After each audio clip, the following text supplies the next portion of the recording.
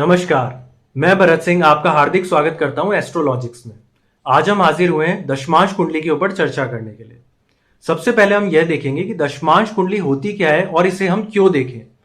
देखिए, आपको ही पता होगा कि अगर हमें करियर से जुड़े हुए अपने महत्वपूर्ण सवालों का जवाब चाहिए तो हमें राशि चार्ट यानी कि लग्न कुंडली का 10वां भाव देखना पड़ता है।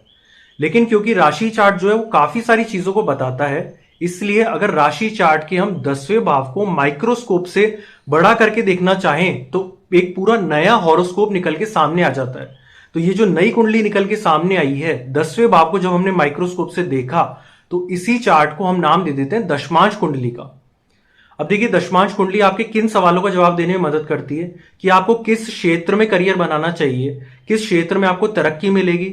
अगर आप किसी क्षेत्र में काम कर रहे हैं या मान लीजिए कि आपके लिए जॉब ज्यादा सही रहेगी या बिजनेस ज्यादा सही रहेगा।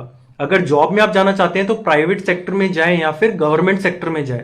और अगर गवर्नमेंट सेक्टर में भी आप जाना चाहते हैं तो जो ब्यूरोक्रेसी वाली बड़ी पोस्ट होती है उन पे क्या जाने के योग हैं, यह भी हमें दशमांश कुंडली से जवाब मिल जाता है। अगर आप बिजनेस में जाना चाहते हैं तो बिजनेस के कौन से क्षेत्र में जाना चाहते हैं, कब आपका जो बिजनेस है वो एक्सपैंड करने का सही समय रहेगा, ये सारी चीजें हम देखेंगे। दूसरी बात आप यह देखिए कि कोई भी व्यक्ति अपने पूरे जीवन काल में केवल एक ही काम नहीं करता।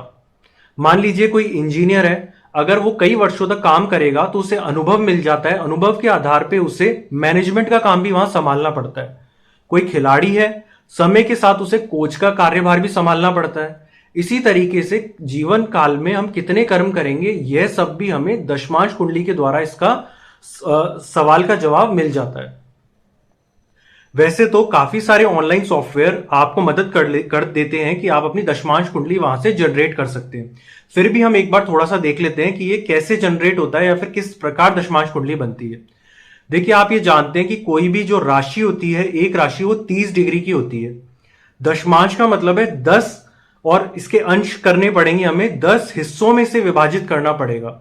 तो अगर 30 डिग्री की एक राशि है तो आप इसे 10 बराबर हिस्सों में विभाजित करेंगे तो आपको क्या मिलेगा, आपको 3-3 डिग्री के 10 हिस्से मिलेंगे।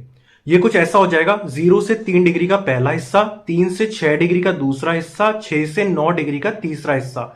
इस प्रकार के आपको 10 हिस्से मिल जाएंगे।